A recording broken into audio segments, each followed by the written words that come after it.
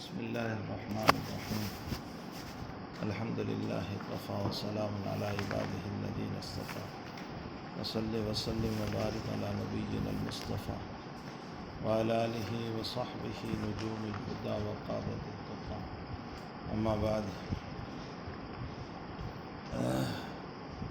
بالسند المتصل قال المصنف رحمہ اللہ تعالی حدثنا ابو الیمان بن حکم بن نافع قال اخبرنا شعیب بن الزہری قال اخبرنا عبد الله بن عبد الله بن عتبہ بن مسعود ان النبي ان عبد الله بن عباس اخبره ان ابا سفیان بن حرب اخبره ان هرقل ارسل اليه في ركب من قريش وقام تجارا بالشام في المدة التي كان رسول الله صلى الله عليه وسلم مات فيها ابا سفيان وكفار قريش فاتوه وهم بإليا الى آخر الحدیث۔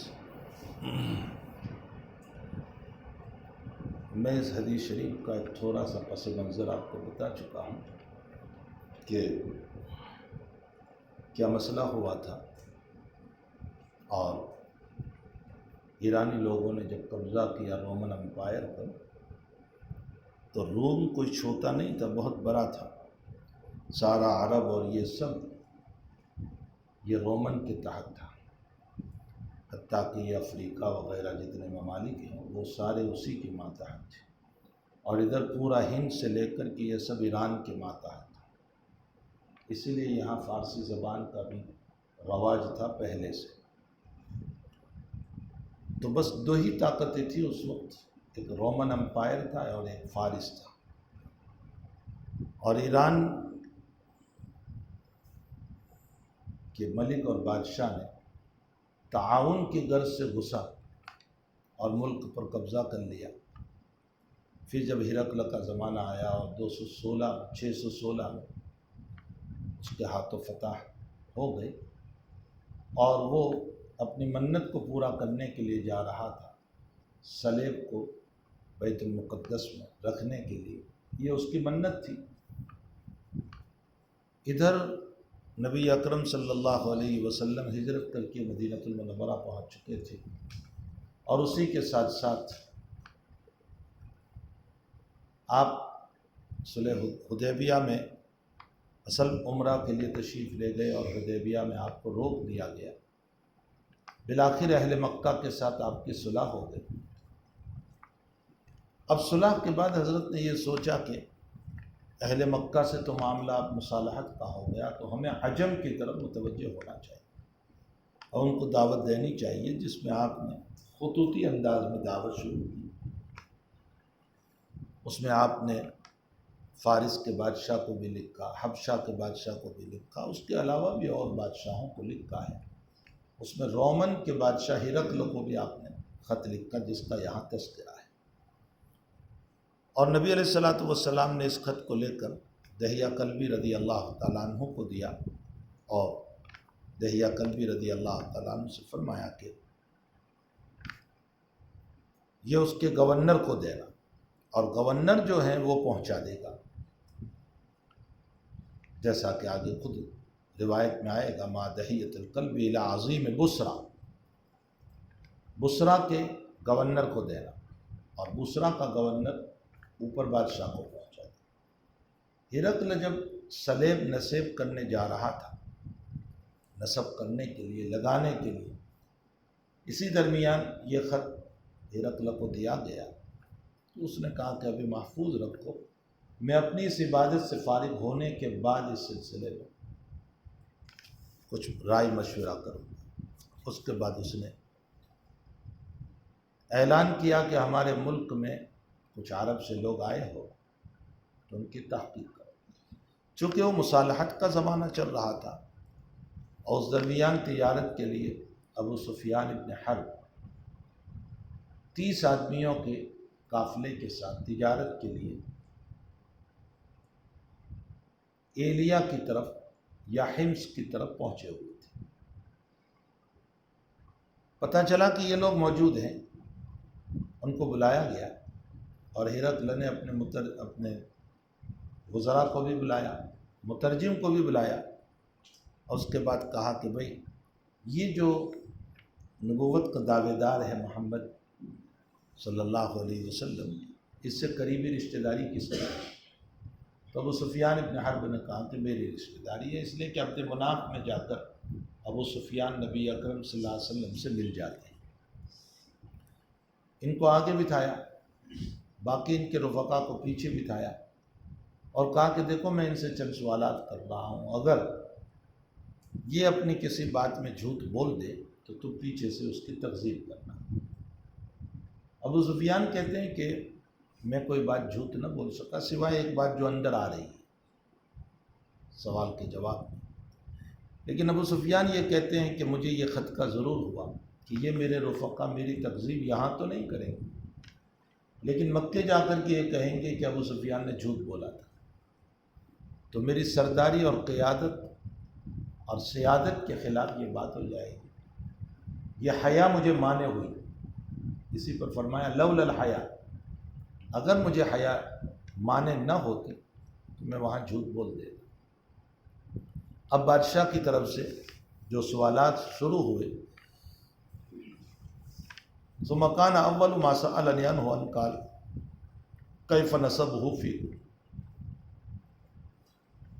تمہارے اندر اس کا نسب کیسا ہے، یعنی محمد صلی اللہ علیہ وسلم کا۔ قلت هو فينا ذو نسب، ان کا نسب بہت اعلیٰ ہے۔ ذو نسب میں تنوین تعظیم کی ہے، سمجھ میں بھی آیا، یعنی اونچا نسب ہے ان کا، اور ہمیشہ انبیاء کرام جو ہیں وہ اونچے نسب ہی میں پیدا ہوتے ہیں۔ انبیاء کرام علیہ السلام کا نسب بہت اعلیٰ ہوتا ہے۔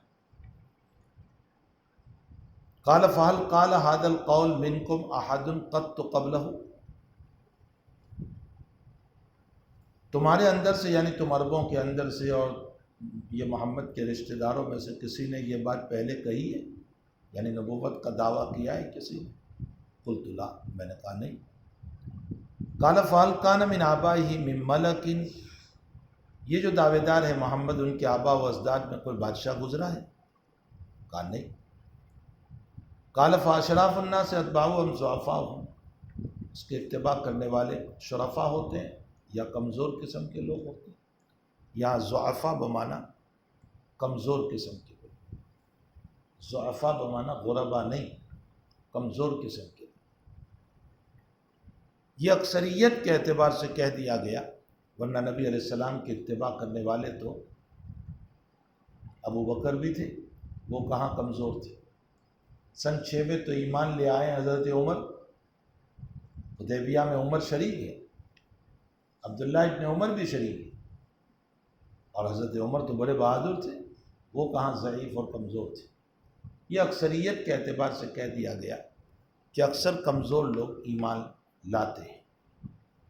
اس میں حکمت ہے کہ اصل میں شرفا قسم کے لوگ یعنی مالدار قسم کے جو لوگ ہوتے ہیں وہ متکبر ہوتے ہیں، اور عمومی طور پر دعوی نبوت پر متکبرین بہت جلد قائل نہیں ہوتے۔ ایک تو ان کی سیادت و قیادت کا مسئلہ ہوتا ہے، ان کی سرداری کا مسئلہ ہوتا ہے، اور نمبر 2 ان کی دولت ان کو ابا کرتی ہے۔ ان 2 بنیادوں پر وہ لوگ جلدی سے قائل نہیں ہوتے۔ طائف میں جب حضرت تشریف لے گئے 3 بھائیوں کے وہاں، وہ بڑے مالدار تھے اور سیادت بھی ان کے ہاتھ میں تھی، بس اسی بنیاد پر ان لوگوں نے انکار کر دیا نبی اکرم صلی اللہ علیہ وسلم کا۔ یہ مسئلہ سمجھے کہ ابتداءً ایسا کیوں ہوتا ہے کہ آیا شرفا ایمان نہیں لاتے، ضعفاء ایمان لاتے ہیں؟ پھر ضعفاء بھی سارے ضعفاء نہیں ہوتے، ابو بکر اشراف الناس، عمر اشراف الناس، بڑے بڑے صحابہ ہیں جو پہلے سے ایمان لے آئے ہیں۔ قال یزیدون ام ینقصون، کا ایمان لانے والے زیادہ ہوتے یا کم ہوتے؟ فرمایا یزیدون، بڑھتے ہی جا رہے۔ قال فهل يرتد احد منهم سقطه لدینه، کیا کوئی ان کے دین سے پھر واپس مڑ جاتا ہے ان کے دین کو ناپسند کرتے ہوئے؟ دیکھیں جملہ، سخطتاً لدینی، دین سے ناراض ہو کر۔ معلوم ہوتا ہے ذاتی مسئلے کی بنیاد پر انحراف کرنا وہ مسئلہ نہیں ہے، پیسے نہیں ملے اس لیے انحراف کر دیا، یا کوئی اور بات نہیں ہوئی اس لیے نبی کے قائل نہیں ہوئے، یہ مسئلہ اور ہے۔ دین آپ پر ایمان لانے کے بعد دین سے ناراض ہو کر کوئی نکلتا ہے واپس؟ بعد ان يدخل فيه قلت لا، قال، فرمایا نہیں۔ فرمایا فعل کنتم تتہمونہ بالکذب قبل ان یقول ما قال، کہا کیا تم جھوٹ پر متہم کرتے تھے اس کو اس جملے سے پہلے، یعنی نبوت کے قول کے اعلان سے قبل تم اس کو منسوب الی الکذب کرتے تھے کہ محمد نے کبھی جھوٹ بولا؟ قلت لا۔ قال فہل یغدر، وہ غداری کرتا ہے؟ قلت لا۔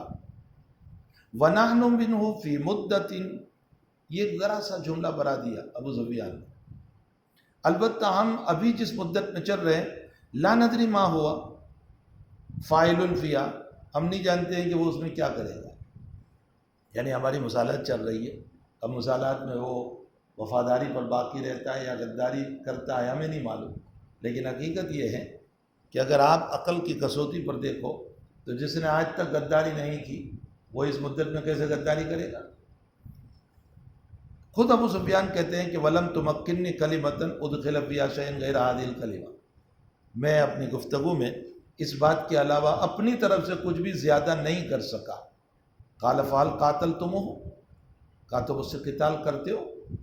ابو سفیان ہرقل کا یعنی سوال ایک ایک جو ہے کتنا جچا تلا ہے، یہ نہیں کہا وہ تم سے قتال کرتا ہے، قاتلتموہ، تم اس سے قتال کرتے ہو، اس لیے کہ نبی کی شان کے خلاف ہے کہ وہ کسی سے قتال کرے، یعنی نسبت قتال جو ہے وہ لوگوں کی طرف ہو رہی ہے۔ حل قاتلتموہ، قلت نعم، کہا جی ہاں۔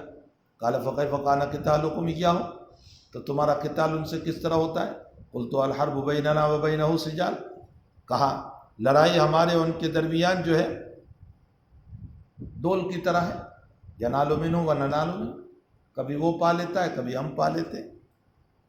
اس زمانے میں جو ہے وہ ایک کنواں ہوتا تھا اور کنویں پر بڑی ڈول ہوتی تھی، تو ادھر سے ہم کھینچتے ہیں ادھر سے آپ کھینچتے ہیں، تو کبھی پانی آپ کے ہاتھ میں کبھی ہمارے ہاتھ میں، مطلب کبھی ہم کامیاب کبھی وہ کامیاب، لیکن حقیقت یہ ہے کہ ہر وقت حضور ہی کامیاب ہوئے، بدر میں آپ صلی اللہ علیہ وسلم کامیاب ہوئے، احد میں بھی آپ صلی اللہ علیہ وسلم ہی کامیاب ہوئے تھے، وہ تو تھوڑی سی وہ غفلت ہو گئی، اتحادی خطا ہو گئی کہ صحابہ اوپر سے اتر آئے جس کی بنیاد پر مسئلہ ہو گیا، خندق میں وہ کچھ بھی نہیں کر پائے، اور اس کے بعد تو صلح حدیبیہ میں خود صلح ہو گئی، تو ہر وقت نبی علیہ السلام ہی کامیاب رہے، لیکن بہرحال ابو سفیان کہتے ہیں کہ کبھی ہم کامیاب کبھی وہ کامیاب۔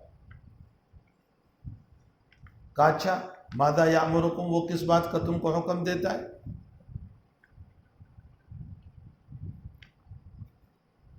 قلت، میں نے کہا وہ یوں کہتا ہے کہ اللہ کی عبادت کرو جو اکیلا ہے، اس کے ساتھ کسی کو شریک نہ ٹھہراؤ، اور جو تمہارے باپ دادا کہہ رہے ہیں اس کو چھوڑ دو، وَيَأْمُرُنَا بِالصَّلَاةِ وَالصِّدْقِ وَالْعَفَافِ وَالصِّلَةِ، اور وہ ہم کو نماز، سچائی، پاک دامنی اور صلہ رحمی کا حکم دیتا ہے۔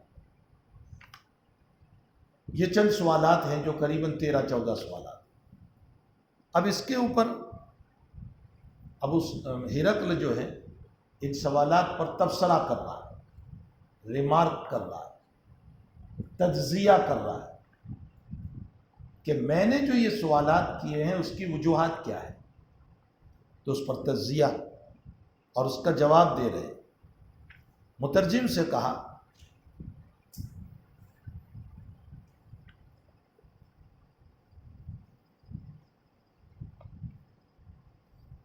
قل لہو، آپ ان کو کہیے کہ ہم نے اس کے نسب کے سلسلے میں سوال کیا، تو تم نے یہ کہا کہ انہو فیکم ذو نسب، اعلیٰ نسب والے ہیں، وَكَذَلِكَ الرَّسُولُ، فرمایا دیکھو رسول ہمیشہ اعلیٰ نسب ہی میں آتا ہے، تُبْعَثُ فِي نَسَبِ قَوْمِهَا وَسَأَلْتُكَ، اور ہم نے تم سے کہا کہ هَلْ قَالَ أَحَدٌ مِّنكُمْ هَذَا الْقَوْلَ، اس بات کو اس قائل سے پہلے کسی نے تم میں سے کہی، تو تم نے کہا نہیں۔ قلتو، یہ قلتو یاد رکھنا، میں ابھی آگے چل کر کے ایک بات بتاؤں گا اس میں۔ قلتو، میں نے کہا لو کان احد قال هذا القول قبلہ، اگر پہلے کسی نے یہ بات کہی ہوتی، لقلتو، تو میں یوں کہتا کہ رجل یعتزی بقول قیل قبلہ، کہ یہ آدمی جا رہا ہے اس بات کی طرف جو اس سے پہلے کہی گئی، یعنی مطلب اپنے آبا و اجداد کے بات کی وجہ سے یہ اس کا دعوے دار بنا ہے۔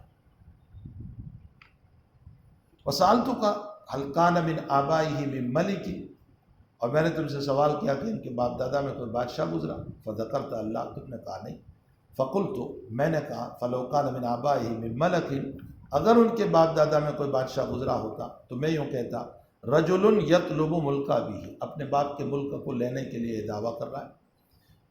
یہ دو جگہ قلت آیا ہے، یہ دو یاد رکھنا۔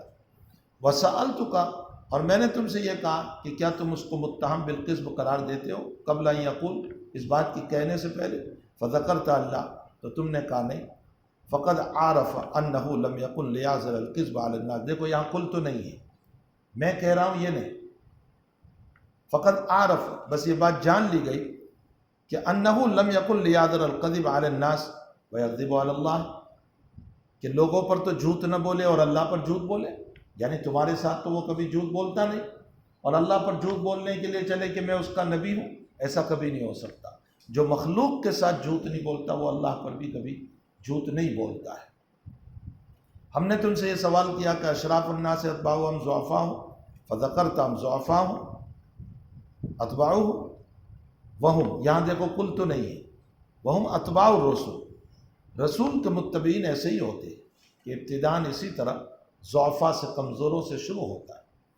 وسألتک، اب نے تم کو یہ پوچھا کیا یزیدون ام ینقصون، ایمان لانے والے گھٹتے بڑھتے، فذکرت انہم یزیدون، تم نے کہا بڑھتے رہتے۔ وکذالک الامر، یہاں قل تو نہیں ہے، سوائے ان دو جگہوں کے اور قل تو کہیں نہیں۔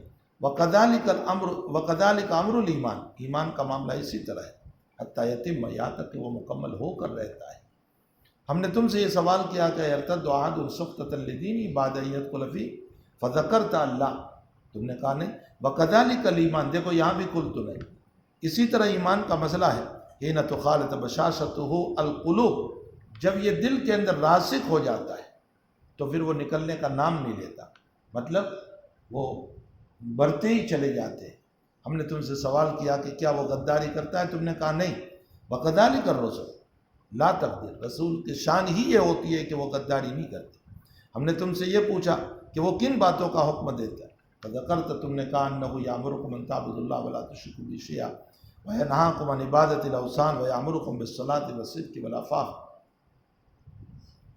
یہ تمام سوالات کے جوابات اور تجزیے میں دو جگہ قل تو ہے، جہاں قل تو ہے وہ بادشاہ نے اپنی طرف سے سوال کیا ہے، تخمینی طور پر پہلا سوال اپنی طرف سے یہ ہے کہ اس سے پہلے اس کے باپ دادا میں کوئی قائل تھا، یعنی دعوی نبوت کا، اور نمبر دو کسی نے بادشاہت کا دعویٰ کیا تھا، یہ دو اپنی طرف سے۔ اس لیے قل تو، اگر ہاں ہوتا تو میں یہ جواب دیتا، یہ کہا۔ باقی جتنے سوالات ہیں وہ اپنی کتاب کی نشانیوں کی بنیاد پر ہرقل نے کیے، اس لیے کہ ہرقل جہاں بادشاہ تھا وہاں بادشاہت کے ساتھ ساتھ ہرقل جو ہے وہ بہت بڑا عالم انجیل بھی تھا، وہ اپنے مذہب کا عالم تھا، آگے چل کر کے آئے گا کہ وہ اپنے مذہب کا عالم تھا۔ اس لیے نبی اکرم صلی اللہ تعالیٰ علیہ وسلم کے اوصاف جو انجیل میں آئے تھے انہی اوصاف کو مد نظر رکھتے ہوئے اس نے یہ سوالات کیے۔ تو یہ سارے سوالات جو ہیں یہ انجیل کی طرف سے تھے، اس لیے سوالات ہیں، اور باقی جو دو سوال ہیں وہ اپنی طرف سے تھے، اس لیے وہاں قل تو سے تجزیہ پیش کیا۔ فَإِن كَانَ مَا تَقُولُ حَقًّا فَسَيَمْلِكُ مَوْضِعَ قَدَمَيَّ هَاتَيْنِ، جو بات تم نے کہی اگر وہ ساری باتیں سچی ہیں تو وہ ان قریب مالک ہو جائے گا میرے ان دونوں قدموں کے نیچے جو زمین ہے اس کا، یعنی میرے ملک کا۔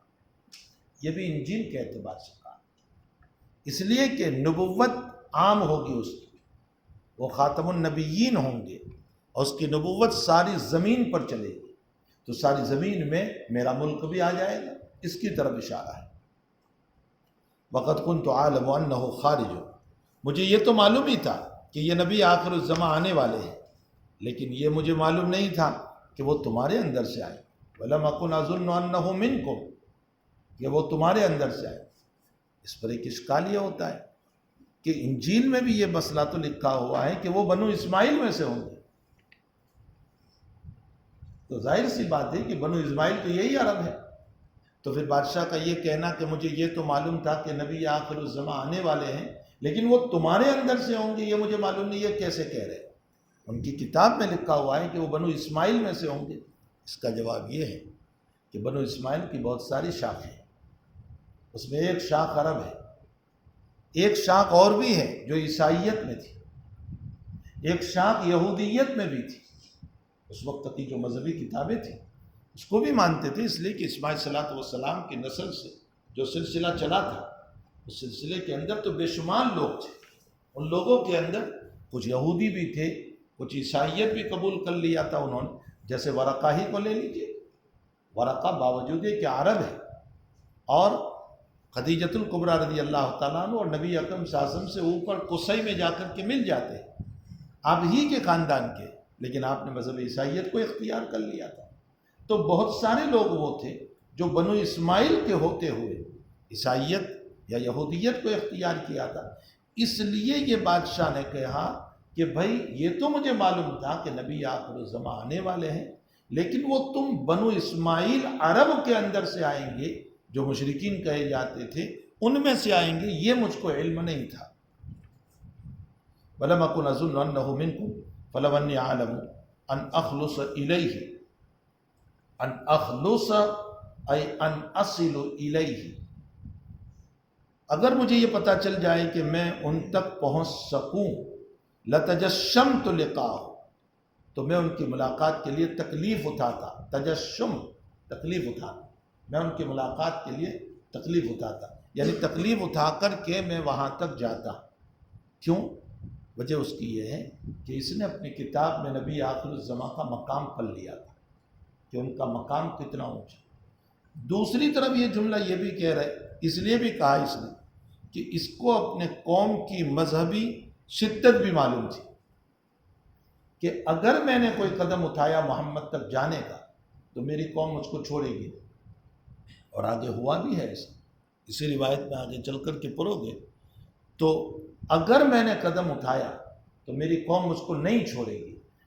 تو شدت قوم بھی ایک طرف، نبی اکرم صلی اللہ علیہ وسلم کا مقام بھی ایک طرف، اس لیے یہ جملہ کہا فَلَوْ أَنِّي أَعْلَمُ، اگر مجھے یہ پتہ چل جائے کہ میں آپ تک پہنچ سکوں تو میں آپ کی ملاقات کے لیے تکلیف اٹھاتا، لیکن چونکہ میری قوم کی شدت ہے اس لیے میں نہیں جا سکتا۔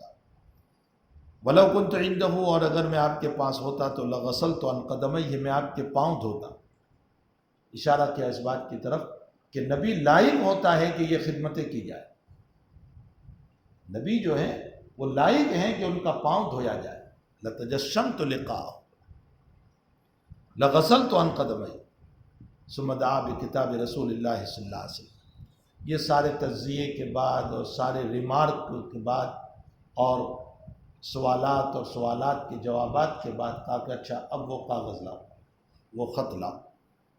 ثم دعا بکتاب رسول اللہ صلی اللہ علیہ وسلم الذي بعث به مع دحیۃ الکلبی، دحیہ کلبی رضی اللہ تعالیٰ عنہ بڑے خوبصورت صحابی تھے، بلکہ عمومی طور پر جبریل امین جب تشریف لائے تو جس انسانی شکل کا لبادہ پہن کر کے آئے وہ دحیہ کلبی رضی اللہ تعالیٰ۔ دحیہ بکسر الدال بھی پڑھ سکتے ہیں، بفتح الدال بھی پڑھ سکتے ہیں، دحیہ بھی پڑھ سکتے ہیں، دحیہ بھی پڑھ سکتے ہیں، دحیہ کلبی رضی اللہ تعالیٰ عنہ۔ اور خط دے کر کے حضرت نے فرمایا الی عظیم بصرہ، میں نے بتایا کہ صلح حدیبیہ کے بعد یہ خطوط روانہ ہوئے اور صلح حدیبیہ سن 6 کے اختتام پر ہوا ہے، تو سن 6 کے اختتام پر یا سن 7 کے اوائل میں نبی اکرم صلی اللہ علیہ وسلم نے ان خطوط کو روانہ فرمایا الی عظیم بصرہ۔ عظیم بصرہ، عظیم بصرہ کا نام حارث بن ابی شمر الغسانی، یہ اس کا نام ہے، حارث بن ابی شمر الغسانی کا اس کو دینا خط، اور وہ بادشاہ تک پہنچائے تو ما دحیۃ القلب الی عظیم بصرہ فدفعہ عظیم بصرہ الی ہرقل، اور حارث نے وہ خط پھر ہرقل کو پہنچایا۔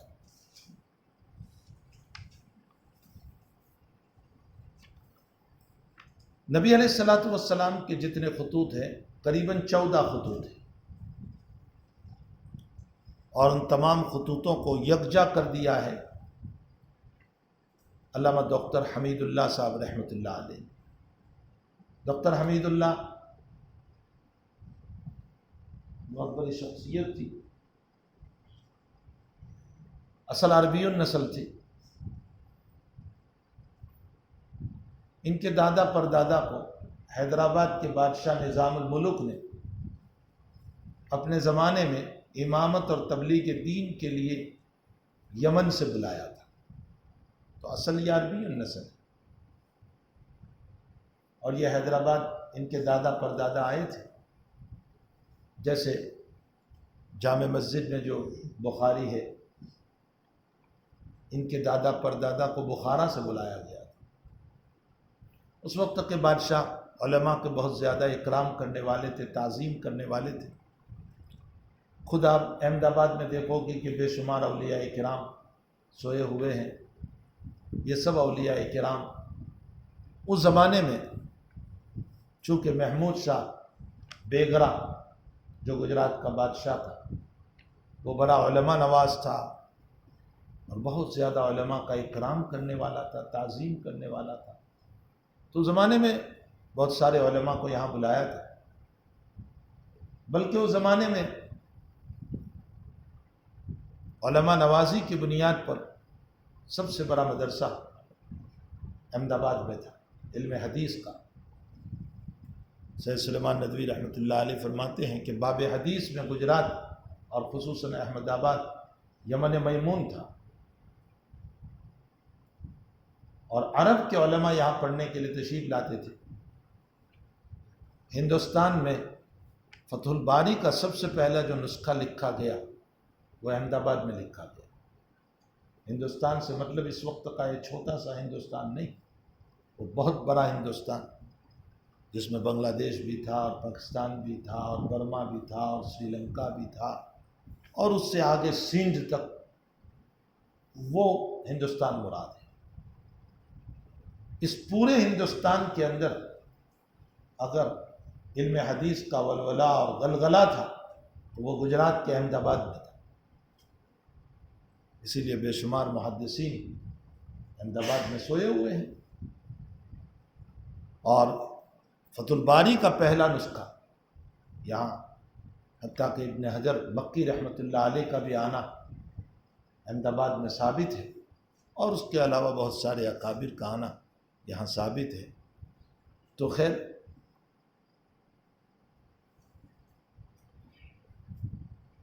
ڈاکٹر حمید اللہ صاحب کے دادا پردادا کو حیدرآباد کے نظام بادشاہ نے، جن کو نظام الملک کہا جاتا ہے، اپنے وہاں اشاعت دین اور امامت و خطابت کے لیے بلایا تھا۔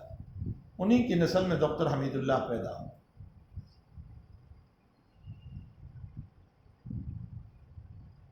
تو اصلاً یہ عربی النسل ہے، لیکن چونکہ ولادت یہاں ہوئی اس لیے ان کی مادری زبان وہی حیدرآبادی اردو وغیرہ رہی، لیکن اللہ تعالیٰ نے بڑا علم دیا تھا۔ انہوں نے نبی علیہ الصلوۃ والسلام کی جمیع خطوط کو ایک کتابچے میں جمع فرمایا، اور اس پر نوت اور حاشیہ بھی لکھا، اور اس کتابچے کا نام ہے الوثائق السیاسیہ۔ یہ بمبئی سے چھپی تھی، پھر حیدرآباد سے بھی چھپی، اس کے بعد یہ پھر جدہ سے بھی کسی نے چھاپی تھی۔ ڈاکٹر حمید اللہ کا علم بہت وسیع تھا۔ اس کے بعد چونکہ ان کی اولاد پیرس میں رہتی تھی، وہ پیرس تشریف لے گئے اپنی اولاد کے وہاں، وہیں قیام فرمایا، وہیں ان کا انتقال بھی ہو گیا۔ وہاں آپ نے خاص طور پر ایک مشن شروع کیا تھا، غیر مسلموں میں دعوت، اور بتایا جاتا ہے کہ آپ کے ہاتھ پر 36,000 سے زائد لوگوں نے ایمان قبول کیا۔ وہیں آپ کا پھر انتقال ہوا۔ آپ کی اور بھی کتابیں ہیں، آپ کے خطبات بھی ہیں۔ خطبات ڈاکٹر حمید اللہ چھپ چکے ہیں، وہ آپ کی تقریریں ہیں اور بہت سیاسی اور بصیرتی تقریریں ہیں، وہ لچھے دار تقریریں نہیں ہوگی جو آج کل کے مقرر کرتے ہیں کہ ایک قصہ ادھر کا جوش میں سنا دیا، ایک قصہ ادھر کا سنا دیا اور 2-4 شعر پڑھ دیے اور وآخر دعوانا کر دیا۔ وہ علمی ذخیرہ ہے، علمی باتیں ہیں۔ آپ کے خطبات جو ہیں وہ علم سے بھرے ہوئے ہیں، وہ چھپے ہوئے ہیں یہاں دیوبند سے۔ ان کی اس کتاب کا بھی مطالعہ کرنا چاہیے تاکہ آپ کو انداز ہو کہ غیر مسلم میں کام کیسے کیا جائے۔ یہ بھی ایک میدان ہے کام کرنے کا، خود آپ کے ہندوستان میں بھی ضرورت ہے اس چیز کی، یہاں بھی ضرورت ہے کہ کیسے کام کیا جائے غیر مسلم میں۔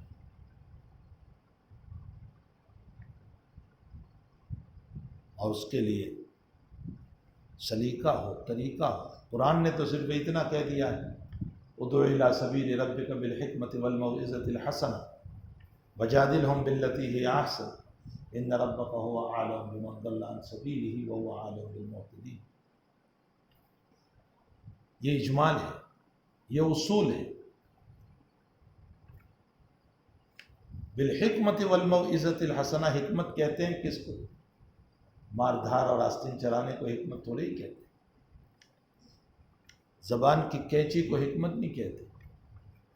موعظت حسنہ کس کو کہیں گے؟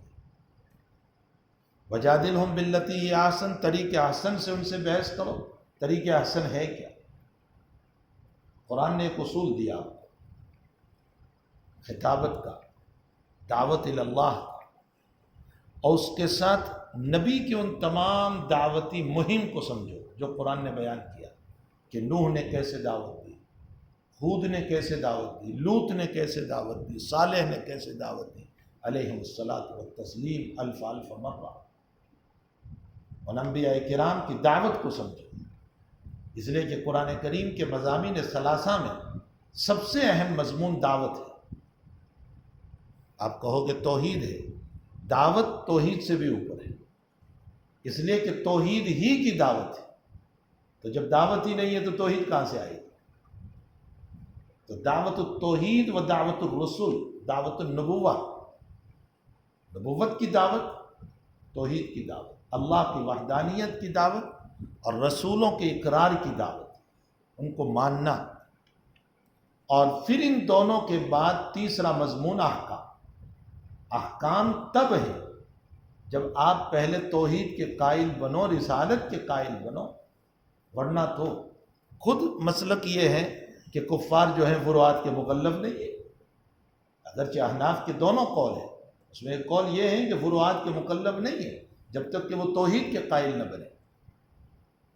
تو یہاں ہمارے وہاں اس کی شدید ضرورت ہے کہ طریقہ دعوت کو سکھایا جائے، کس طرح دعوت دی جائے۔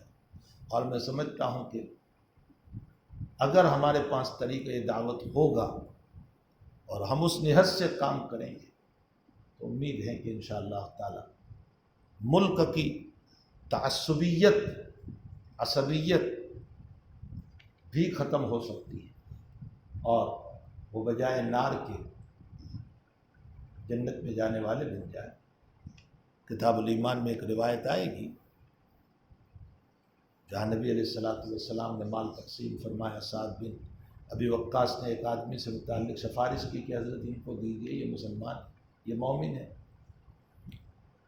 حضرت نے اس میں ایک جملہ فرمایا کہ میں نے جن کو دیا وہ اس لیے کہ وہ ایمان میں کچے، وہ ایمان میں راسخ ہو جائے، اور باقی میں جن کو نہیں دے رہا ہوں اور تم سفارش کر رہے ہو، مجھے ان کے ایمان پر یقین ہے، وہ پکے ہیں۔ معلوم ہوتا ہے کہ حضرت کا تقسیم مال جو ہے وہ ایمان کی مضبوطی کے لیے تھا، تاکہ لوگ ایمان میں مضبوط ہو جائیں۔ یہ بھی دعوت کی ایک شک ہے۔ کبھی کسی کے حالات اس کو کفر میں لے جاتے، تو اس کے ایمان کے تحفظ کے لیے آپ کو اس کی مدد کرنی ہو تاکہ وہ ایمان میں مضبوط ہو جائے۔ کچھ سمجھ میں بھی آ رہا ہے، یہ بھی ایک شک ہے۔ یا ہمارے حضرت نے فرمایا کہ غور کریں اس روایت پر، جہاں وہ روایت آئے گی میں بتاؤں گا، غور کریں اس روایت پر۔ نبی کا تقسیم مال بھی ایمان کی مضبوطی کے لیے ہے، تاکہ وہ جنت میں جانے والے ہو جائیں، اس لیے نہیں کہ میری پارٹی بن جائے۔ لوگ مال دیتے ہیں تاکہ میری پارٹی بنے، یہ میری طرف آ جائے، جیسے سیاست میں ہوتا ہے کہ میں اس لیے مال تقسیم کرتا ہوں کہ یہ مجھے ووٹ دے، یہ میری طرف آ جائے یا میری تعریف کرے، اس لیے بھی لوگ مال دیتے ہیں۔ نبی کا منشا نہ پارٹی بنانا، نہ اپنی تعریف، نہ اپنا ووٹ، کچھ نہیں۔ تحفظ عن النار ودخول فی الجنہ، یہ ہے نبی کا منشا۔ اس پر شیخ نے ایک جملہ فرمایا تھا کہ میں بھی چاہتا ہوں کہ ساری دنیا مسلمان ہو جائے، اس لیے نہیں کہ مسلمانوں کی کثرت ہو جائے، اس لیے کہ وہ جہنم سے بچ کر جنت میں جانے والے ہیں۔ دیکھو کتنی اچھی، ہم تو یہ سوچتے ہیں تاکہ مسلمانوں کی کثرت ہو جائے، کثرت سے کیا فائدہ؟ تو سمجھ میں بھی آ رہا ہے کثرت سے کیا فائدہ۔ آج کثرت ہی تو ہے، دنیا میں 52 ملک ہے مسلمانوں کے، بہت کثرت، اس کے باوجود بھی اسلام و ایمان کا حال دیکھ لو کہ دنیا میں کیا ہو رہا ہے۔ جب ملک کا بٹوارا ہوا اور پاکستان بنا تو حضرت مدنی نور اللہ مرتضی نے ایک جملہ فرمایا جو اپنے دل پر نقش کر لیا۔ حضرت نے فرمایا تھا ملک کا بٹوارا ملک کی بنیاد پر نہیں ہوا ہے، ملک کا بٹوارا مذہب کی بنیاد پر ہوا ہے۔ سمجھ میں آیا؟ مذہب کی بنیاد۔ یہی وجہ ہے کہ نادان اہل پاکستان نے پاکستان نام رکھا، گویا کہ اس ملک کو ناپاکستان قرار دیا۔ یہ مذہب کی بنیاد۔ حضرت مدنی نے اس وقت ایک جملہ فرمایا کہ اب ہندوستان میں مسلمان مظلوم ہوں گے اور پاکستان میں اسلام مظلوم ہوگا۔ دیکھ لیجیے، وہاں اسلام مظلوم ہے، یہاں مسلمان مظلوم ہیں۔ تو یہ بھی ایک میدان ہے کہ دعوت کیسے دی جائے۔ ہمارے حضرت مولانا عبداللہ صاحب رحمۃ اللہ علیہ، اللہ آپ کی قبر کو نور سے منور فرمائے، آپ کی درجات بلند فرمائے۔ ہمارے حضرت رئیس محترم اس عاجز سے ایک بیٹے کے درجے میں محبت تھی۔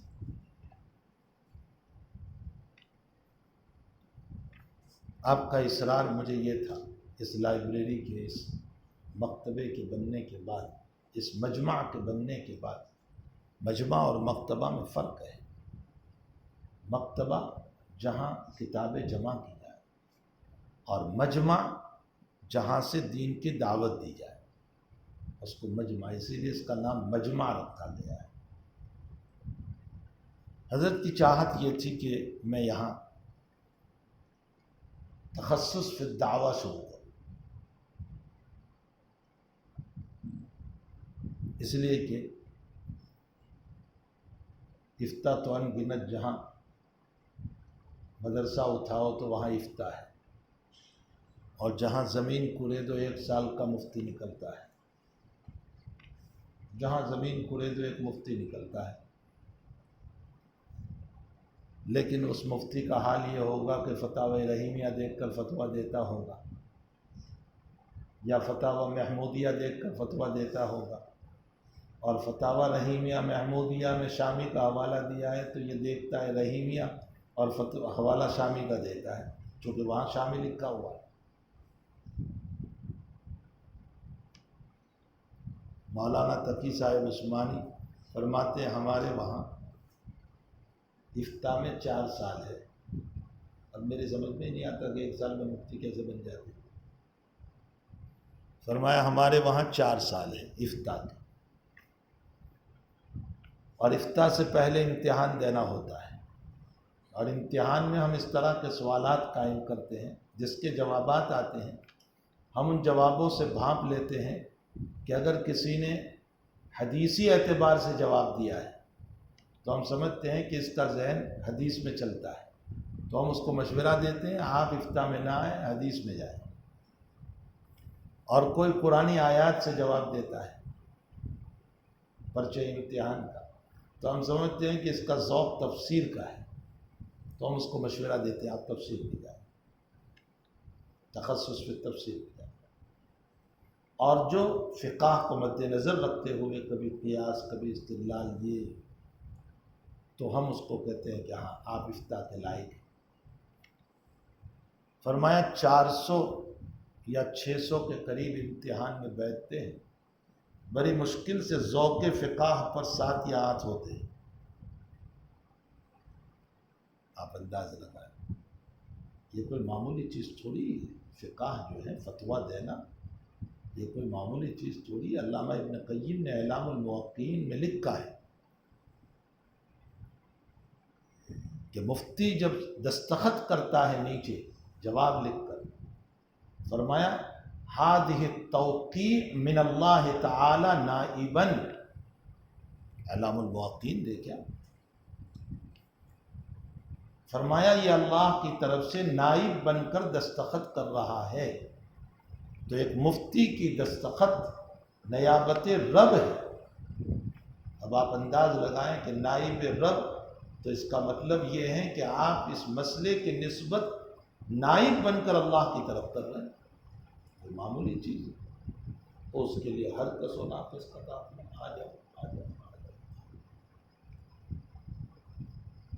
صرف اس بنیاد پر کہ ہمارے وہاں دارالافتاء ہے یہ کہنے کے لیے، یہ کچھ سمجھنے والی بات نہیں ہے۔ اور آگے مولانا کی بات سنو، مولانا تقی صاحب، فرمایا 4 سال کا تو کورس ہے، اس کے بعد 8 سال رگڑائی۔ فرمایا کسی بھی مدرسے میں رہو یا کہیں بھی رہو، کسی ماہر مفتی کے پاس 8 سال اپنے آپ کو روکے رکھو، یعنی ان کی ماتحتی میں کام کرو، اور اس کے بعد جا کر ہم سند دیتے ہیں، یعنی 12 سال کے بعد سند دیتے ہیں۔ یا تو سال پورا ہوا اور بس فوراً طالب ہوتے سند لاؤ، 12 سال کے بعد سند۔ مولانا عبدالرؤف سکھروی کا نام سنا؟ مولانا تقی صاحب کے بہت بڑے شاگرد ہیں، بڑے مفتی ہیں مولانا کے مدرسے کی۔ خود مولانا عبدالرؤف سکھروی کہتے ہیں کہ مجھے 13 سال کے بعد سند ملی۔ آپ انداز لگائیں کہ ان کو سند جو ہے افتاء کی 13 سال کے بعد ملی، اور یہاں تو سال پورا نہیں ہوا سند لاؤ، کل سے فتویٰ شروع میرا۔ یہ ہمارا حال ہے۔ حالانکہ ایک مفتی کو احوال دنیا سے بھی واقف ہونا چاہیے، حالات سے بھی واقف ہونا چاہیے فتویٰ دینے سے پہلے۔ خیر بہرحال حضرت کی رائے یہ تھی کہ افتاء تو بہت جگہ ہے، تخصص فی الدعویٰ کہیں نہیں۔ حضرت کا اصرار رہا کہ میں آپ کی حیاتی میں اس کو شروع کروں، لیکن وہ وسائل میرے پاس نہیں تھے، جس کی بنیاد پر میں شروع نہیں کر سکا۔ اب بھی دل میں ہے کہ انشاءاللہ تعالی حضرت کی روح کو اطمینان ہوگا، انشاءاللہ ہم شروع کریں گے وسائل کو میسر ہو جانے پر۔ اور اس پر حضرت نے اس وقت، چونکہ مولانا تقی صاحب کے وہاں یہ ہے تخصص فی الدعویٰ، اور ندوے میں ذرا سا ہے تھوڑا سا، تو وہاں سے نصاب بھی منگوایا تھا، اس کا ایک نصاب ہے۔ اور حضرت نے اس وقت مجھے کچھ پروفیسرز کے نام بتائے تھے کہ ان پروفیسرز کو بلانا جو اس فن میں بڑی مہارت ہے۔ ایک پونا کے پروفیسر ہے، ایک علی گڑھ کے پروفیسر ہے، ایک حیدرآباد کے پروفیسر ہے، ان لوگوں کو اس میں بڑی مہارت ہے۔ اللہ تعالیٰ اگر موقع دے تو انشاءاللہ تعالیٰ یہ شعبہ بھی قائم ہوگا۔ تو بہرحال اس کی ضرورت ہے، اس لیے کہ ادعو الی سبیل ربک یہ تو ایک اصول بیان کیا قرآن، اب اس کی تفصیل کی ضرورت ہے۔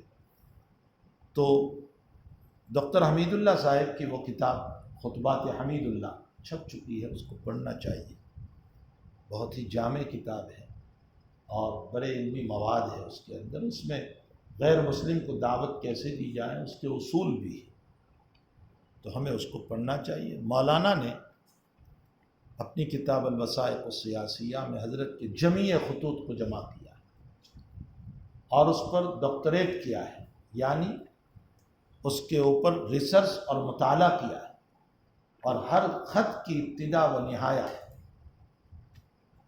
اور اس سے متعلق چند باتیں ہر خط کے ماتحت لکھی۔ اگر یہ کتاب کہیں مل جائیں تو دیکھ لو۔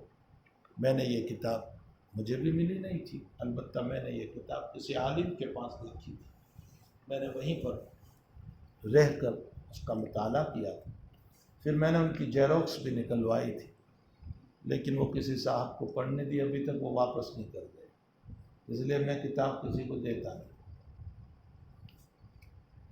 کبھی کسی کو اب کتاب نہیں دیتا۔ علم شعر پر ایک کتاب تھی میرے پاس بہت جامع، 300 صفحات میں، جس میں اصول اشعار بیان کیے تھے، عربی میں، اردو میں، بس وہ کسی صاحب کو پڑھنے دی، وہ آج تک 10 سال ہو گئے واپس نہیں، اور نہ مجھے یاد ہے کہ وہ کون لے گیا،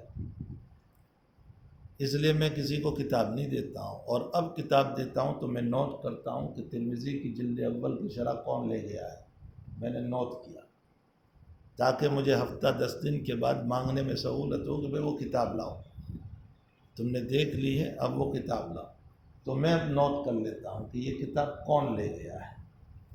بیچ میں ایک صاحب آئے، مجھے کہنے لگے کہ مجھے ضرورت ہے، علامہ سیوطی رحمۃ اللہ علیہ کی ایک کتاب کا، انہوں نے جو نبی علیہ السلام کے والدین کے باب میں ہے، میں نے ان کو بتایا، میں نے کہا اگر پڑھنا ہو تو یہیں بیٹھ کر پڑھ لو، شام تک پڑھو، میں دوپہر کا کھانا بھی کھلا دوں گا، لیکن دوں گا نہیں۔ وہ کہنے لگے میں جیروکس کے لیے لے جاؤں، میں نے کہا نہیں، باہر لے جانے کی ہدایت ہے، یہیں میرے پاس بیٹھ کر پڑھ لو۔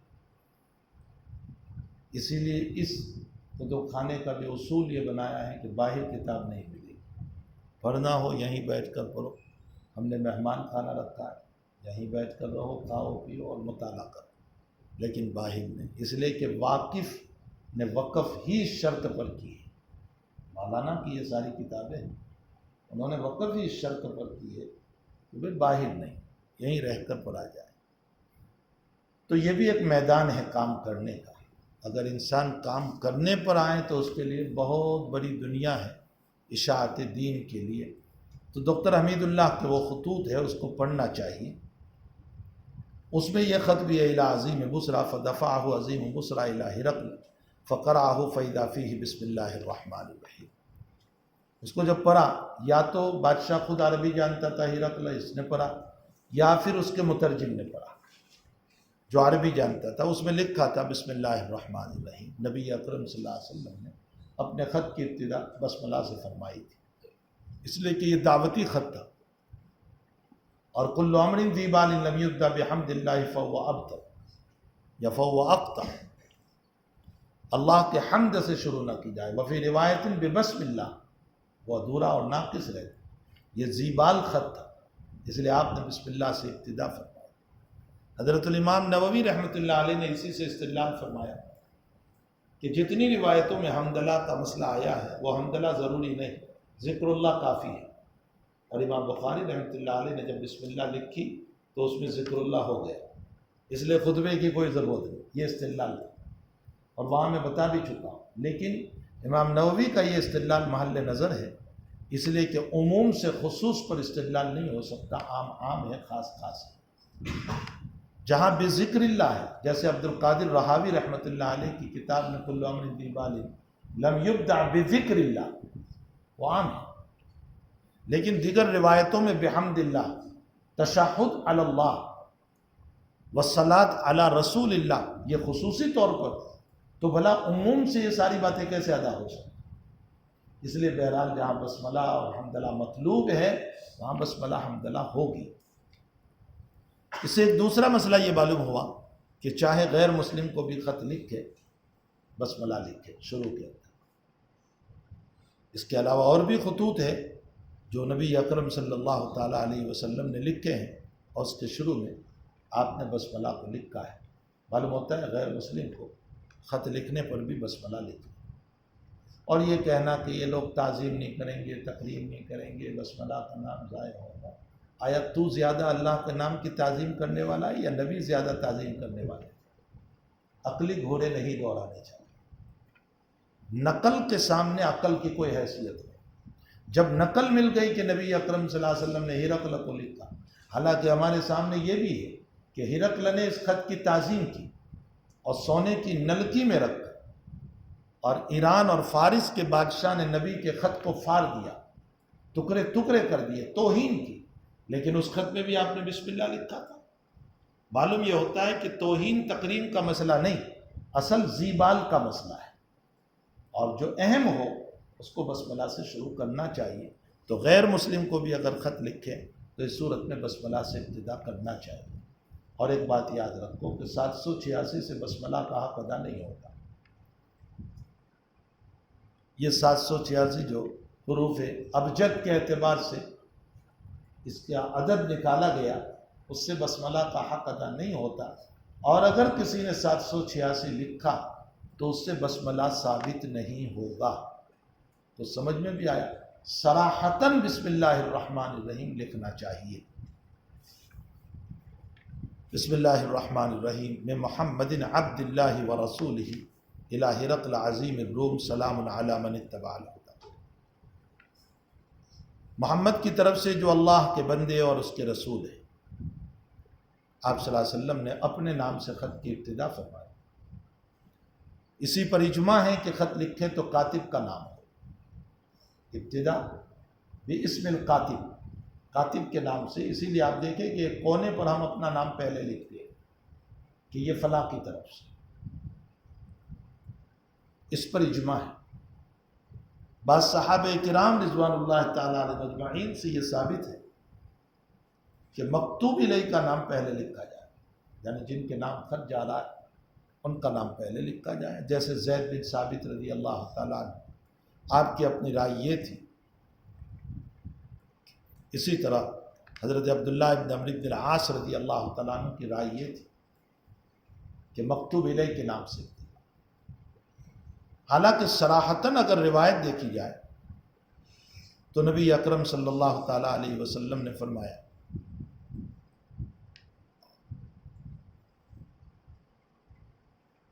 کہ خطوط کی ابتدا کاتب کے نام سے کریں۔ رواہ سعید بن منصور۔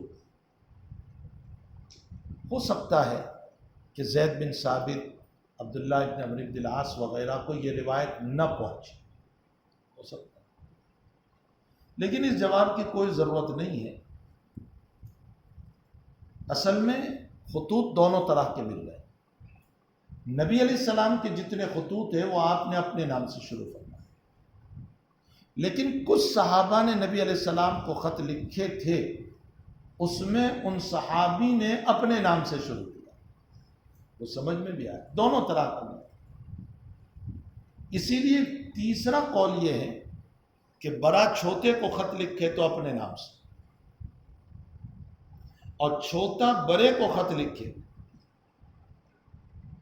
بڑا چھوٹے کو خط لکھے تو کاتب کے نام سے، اور چھوٹا بڑے کو خط لکھے تو مکتوب الیہ کا نام لکھے۔ مکتوب الیہ کا معنی وہ بڑا جس کے نام یہ خط جا رہا ہے۔ لیکن یہ اقوال ہے، راجح قول یہی ہے کہ روایات میں سارے کے سارے خطوط کی ابتدا نبی اکرم صلی اللہ علیہ وسلم سے۔ اجماع اسی پر ہے کہ کاتب کے نام سے ابتدا ہو۔ یہ تو نقلی دلیل ہوگی۔ عقلی دلیل یہ ہے کہ اگر آپ نے مکتوب الیہ کے نام سے خط کو شروع کیا اور اپنا نام کہیں نہیں لکھا تو خط پڑھنے والے کو اپنا نام تلاش کرنا ہوگا کہ یہ کہاں سے خط آیا۔ ایک دقت ہو جائے گی، اس کو پریشانی لاحق ہوگی کہ یہ خط آیا کہاں سے۔ اور اگر کاتب کا نام شروع میں ہے تو مکتوب الیہ کو انداز ہو جائے گا کہ اچھا فلاں صاحب کا خط ہے، اور ان صاحب کا خط پہلے سے ذہن میں ہوگا کہ اس مضمون کے ماتحت ان کا خط ہوگا۔ اس لیے بھی عقلی طور پر بھی یہ ہے کہ کاتب کا نام پہلے ہو، لکھنے والے کا نام پہلے ہو۔ بعض مرتبہ ہم بالکل اخیر میں اپنا نام لکھتے ہیں، پتہ ہی نہیں چلتا، اب پڑھنے والے کو 2 صفحے کے بعد تلاش کرنا پڑتا ہے کہ یہ کون ہے لکھنے والا، تو عقلی طور پر پریشانی ہوتی ہے۔ اس لیے پہلے سے کاتب اپنا نام لکھ دے تاکہ پتہ چلے۔ مجھ پر ہر ہفتے ایک خط آتا ہے، آج 4 سال ہو گئے، پوسٹ کارڈ آتا ہے، صرف دعا کا اس میں لکھا ہوا ہوتا ہے اور کچھ نہیں، صرف دعا کا۔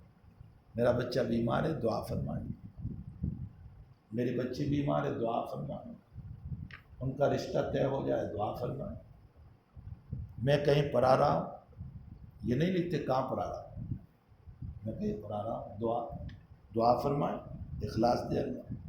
اور آج تک انہوں نے اپنا نام نہیں لکھا، 4 سال ہو گئے، بس وہ دعا کے لیے خط لکھتے رہتے ہیں، ان کے نام ہی کا پتہ نہیں، تو میں بھی خط پڑھ کر دعا دے دیتا ہوں، اور کیا کہ اللہ یہ جن کی طرف سے ان کے مسائل کو آسان فرما، اور انہوں نے جو کچھ لکھا ہے اس میں تو آسانیاں پیدا کرنا۔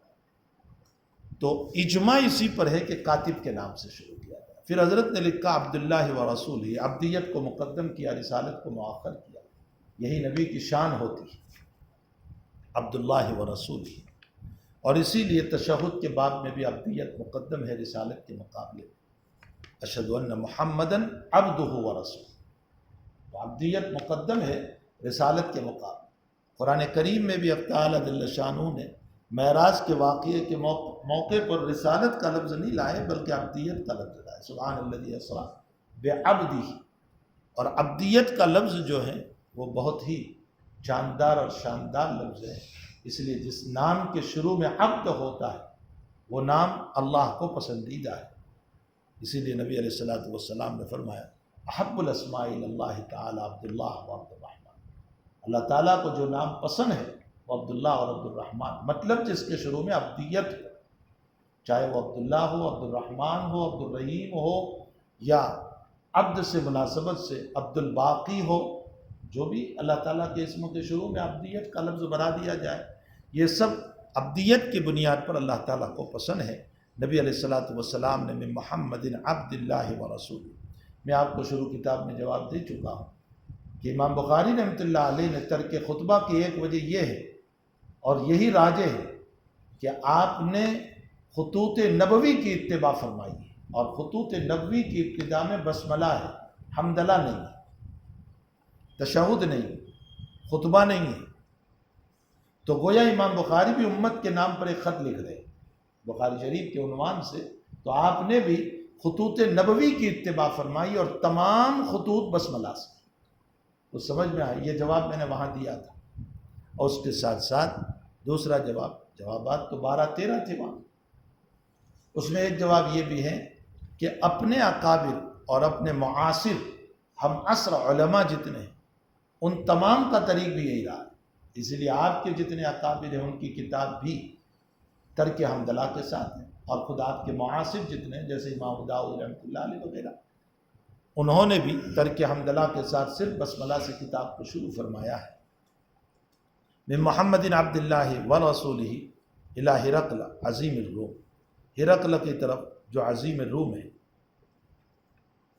آپ نے ملک روم نہیں لکھا، عظیم روم لکھا، اس لیے کہ ملک اور بادشاہت وہ ہوتا ہے جس کو نبی بادشاہ کہے، اور آپ مقام نبوت پر ہیں، اور مقام نبوت پر ہوتے ہوئے آپ نے اس کو ملوکیت نہیں دی۔ ان الارض للہ یورثها من یشاء من عبادہ، نبی کے ذریعے سے جس کو بادشاہ بنایا جائے وہی بادشاہ ہوا کرتا ہے۔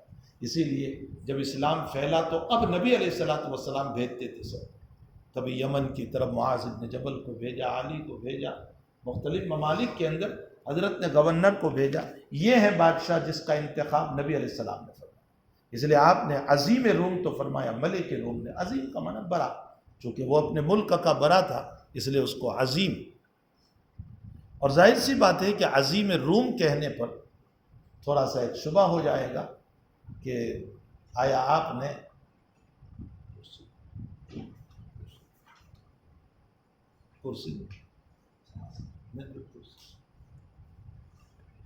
عظیم روم کہنے کے اندر ایک شبہ سا ہو جائے گا کہ آیا نبی علیہ الصلوۃ والسلام نے ان کی تعریف فرمائی۔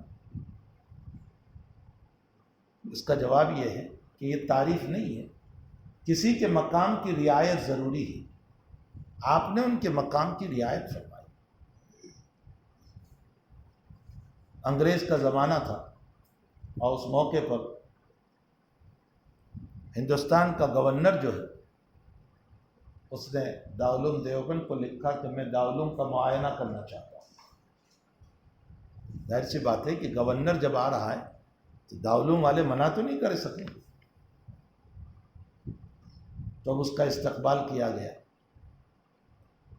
اور استقبال کے ساتھ ساتھ اس کی شان میں ایک چھوٹا سا جلسہ رکھا گیا اور اس میں خطبہ صدارت جو ہے اور خطبہ استقبالیہ جو ہے وہ حضرت شاہ صاحب رحمۃ اللہ علیہ کے حوالے کی کہ حضرت شاہ صاحب اس کا استقبال کریں۔ تو حضرت شاہ صاحب رحمۃ اللہ علیہ نے جب اس کا استقبال کیا تو اردو میں کہا، گورنر عظیم ہندوستان، تو چیمی گوئیاں شروع ہو گئی جیسے مولویوں کی عادت ہوتی ہے کہ دیکھو اس کی تعریف کی جو ظالم ہے، جس نے جلیان والے باغ میں گولیاں چلائی اور مسلمانوں پر اتنا تشدد کیا، اور اس کی یہ تعریف کر رہے ہیں۔ شاہ صاحب کے کان پر جب بات پہنچی تو حضرت شاہ صاحب نے یہ حدیث سے استدلال فرمایا، الی ہرقل عظیم الروم، نبی اکرم صلی اللہ علیہ وسلم نے اس کے مقام کی رعایت کی ہے۔ معلوم ہوتا ہے آپ کا یہ پرائم منسٹر اس وقت جو ہے وہ اگرچہ ظلم کا مسائل سب کچھ ہے، لیکن اگر آپ کو یوں کہے کہ میں آپ کا مدرسہ دیکھنے آ رہا ہوں اور آپ اس کے لیے استقبالیہ جلسہ رکھیں گے تو آپ کو لامحالہ وہ کلمات جو اس کے مقام کے مناسب ہیں وہ آپ کو بولنے پڑیں گے۔ یہ ظالم کی تعریف نہیں ہے، مقام کی حقیقت ہے۔ دو بات سمجھنا، یہ تعریف نہیں ہے، یہ مقام کی حقیقت ہے، اور انہی باتوں کے نہ سمجھنے کی بنیاد پر ہمیں اشکالات ہو جاتے ہیں۔ الی ہرقل عظیم الروم سلام علی من اتبع الہدی، سلام ہو اس انسان پر جس نے ہدایت کی اتباع کی۔ نبی اکرم صلی اللہ علیہ وسلم نے السلام علیکم نہیں کہا بلکہ سلام علی من اتبع الہدی کہا۔ غیر مسلم کو سلام کا کیا مسئلہ ہے؟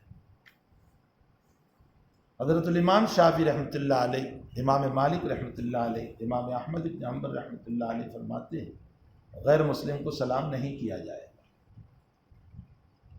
یہی بات حضرت الامام محمد بن حسن شیبانی رحمۃ اللہ علیہ نے امام ابو یوسف و امام ابو حنیفہ سے نقل فرمایا۔ حنفیہ کا دوسرا قول یہ ہے کہ ضرورت کی بنیاد پر سلام کیا جا سکتا ہے۔ علامہ شامی نے لکھا ہے کہ ضرورت کی بنیاد پر سلام، مثلا کسی کی طرف سے شر پہنچنے کا اندیشہ ہے، تکلیف پہنچنے کا اندیشہ ہے، اس کی طرف سے آپ کو ضرر پہنچنے کا اندیشہ ہے، اگر آپ نے سلام نہیں کیا تو اس صورت میں آپ اس کو سلام کر سکتے ہیں۔ اور صراحتاً روایت ہے کہ لا تبدأ السلام علی الکافر، کافر کو ابتداءً سلام نہ کیا جائے۔ رہ گیا جن لوگوں نے جواز کا فتویٰ دیا انہوں نے اس روایت کو ضرورت سے مستثنیٰ کیا ہے، یعنی ویسے تو ابتداءً کسی کو سلام نہ کرے، لیکن ضرورت ہے تو وہ ضروریات مستثنیات میں سے پھر آپ سلام کر سکتے ہیں۔ عبداللہ ابن عمر رضی اللہ تعالیٰ عنہ، ابو داؤد شریف میں روایت ہے، ایک زائر کو سلام کیا، پتہ چلا کہ یہ غیر مسلم ہے، فرمایا میرا سلام مجھ کو رد علیہ السلام، میرا سلام واپس کر۔ اب سلام کوئی واپس تو ہو نہیں سکتا ہے، لیکن حضرت نے اشارہ فرمایا اس بات کی طرف کہ غیر مسلم کو بدایہ بالسلام نہ کیا جائے۔ بہرحال شامی رحمۃ اللہ علیہ نے جو لکھا ہے مسئلہ وہی بہتر ہے کہ ضرورت کی بنیاد پر انسداد شر کے لیے اور اس کے شر سے بچنے کے لیے اگر سلام کیا جائے تو اس صورت میں کوئی حرج نہیں ہے۔ بعضوں نے کہا کہ اگر سلام کرے تو ان الفاظ میں سلام کرے، سلام علی من اتبع الہدی، خطاب نہ ہو۔ بعضوں نے کہا کہ اپنے زمانے کے کلمات بول رہے، آداب، سلام، باقی سلام علیکم نہ کہے، خطاب نہ کرے، اس لیے کہ سلام دعائے رحمت ہے اور موضع کفر کی بنیاد پر دعائے رحمت کا وہ مستحق ہے، اس لیے سلام نہ کیا جائے۔ خلاصہ کلام یہ نکلا کہ بدایہ بالسلام نہ ہو، اس لیے کہ صراحتاً روایت ہے تاہم انسداد شر اور برائی سے بچنے کے لیے، اتقائے شر کے لیے اگر سلام کیا جائے تو اس کی گنجائش ہے۔ اللہ سبحانہ و تعالی